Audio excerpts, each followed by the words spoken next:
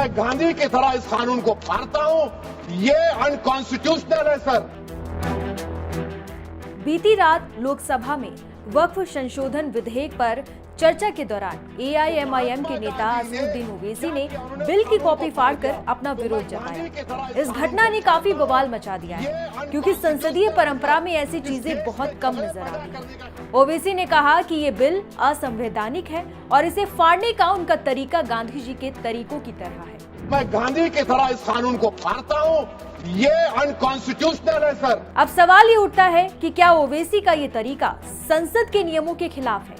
आमतौर पर लोकसभा में ऐसा व्यवहार नहीं किया जाता और इसे संसदीय मर्यादा का उल्लंघन होता है। इसके चलते ओवैसी के खिलाफ कार्रवाई भी हो सकती है, लेकिन ये इस बात पर निर्भर करेगा कि संसद के नियम और व्यवस्थाएं क्या कहती हैं। आपको बता दें कि संसद और विधानसभाओं में विधेयकों की कॉपी फाड़ने का ये कोई नई बात नहीं है। इतिहास में कई बार ऐसा हुआ है जब सांसदों ने अपने विरोध को इस तरीके से व्यक्त किया है।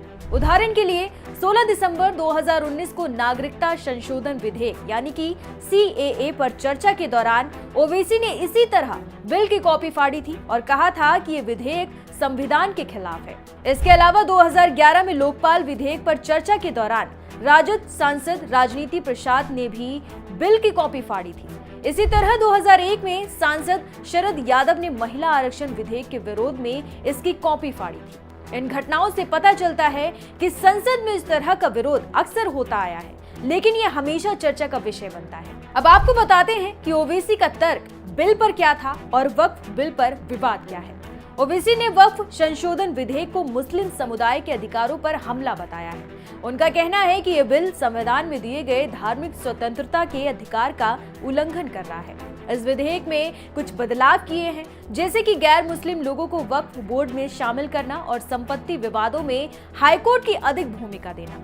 ओवैसी के मुताबिक ये सब मुस्लिम धार्मिक संस्थाओं की स्वतंत्रता को कम कर रहा है।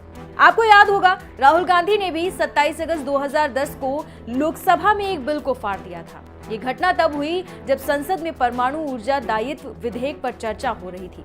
इस बिल का उद्देश्य ये तय करना था कि अगर कोई परमाणु दुर्घटना होती है तो लोगों को मुआवजा कैसे मिलेगा और जिम्मेदारी कौन लेगा, खासकर 1984 में भोपाल गैस त्रासदी जैसी हादसों के संदर्भ में।